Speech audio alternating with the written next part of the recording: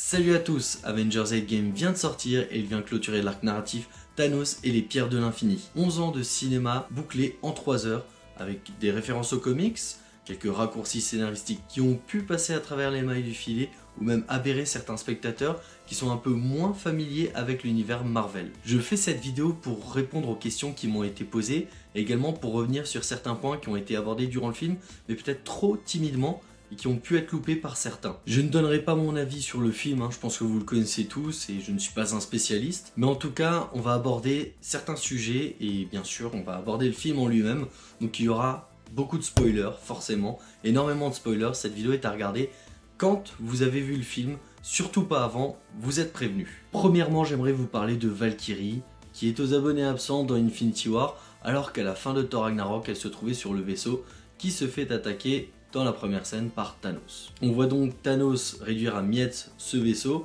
et Thor se retrouver seul survivant dans l'espace. Plus tard dans Infinity War, Thor nous annonce que Thanos a déjà tué la moitié de son peuple. Mais où sont donc-ils passés? Et bien dans Endgame, on les retrouve sur Terre, dans le nouveau Asgard, avec Valkyrie. Il faut donc supposer que Thanos ait épargné la moitié du peuple asgardien, avec Valkyrie comme leader, pour qu'il puisse aller dans un endroit sauf. Alors la Terre est sa version post-apocalyptique.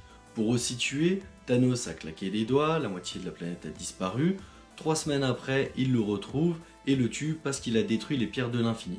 On se retrouve donc catapulté 5 ans après avec une Terre post-apocalyptique dont les rues sont désertes et les bateaux échoués sur les côtes. Effectivement, la moitié des êtres vivants de la planète a disparu, mais c'est pas pour autant que le monde s'arrête de tourner, vous allez me dire. Eh bien, je pense que c'est un choix du directeur de montrer ce monde à l'abandon, un petit peu comme les Avengers le sont, lorsqu'ils ont tout perdu. Comme le mentionne Black Widow, les gouvernements continuent de fonctionner comme ils sont censés le faire. On a aussi pour exemple les affaires de Scott Lang qui sont dans un entrepôt sécurisé, surveillé par un mec qui travaille là-bas.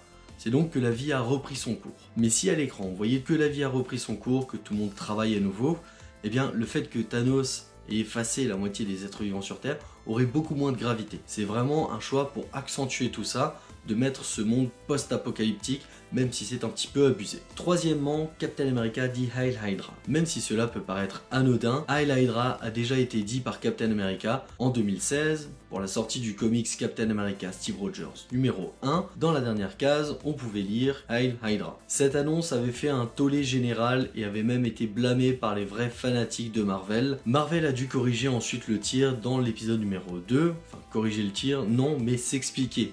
Effectivement, Captain America était sous l'emprise d'une pierre de l'infini et ses souvenirs avaient été modifiés. Marvel a donc fait un gros clin d'œil à tous ces fanatiques dans cette scène de l'ascenseur où Captain America nous annonce Heil Hydra. Quatrièmement, toujours avec Captain America, cette fois-ci, il utilise le marteau de Thor. Durant le premier acte de la bataille finale contre Thanos, Captain America arrive à utiliser Mjolnir et Thor s'écrie « Je le savais ». Captain America qui utilise le marteau de Thor, c'est déjà arrivé dans plusieurs comics, mais aussi déjà dans Age of Ultron, lors d'une scène assez marrante où tous les Avengers essayaient de soulever le marteau de Thor.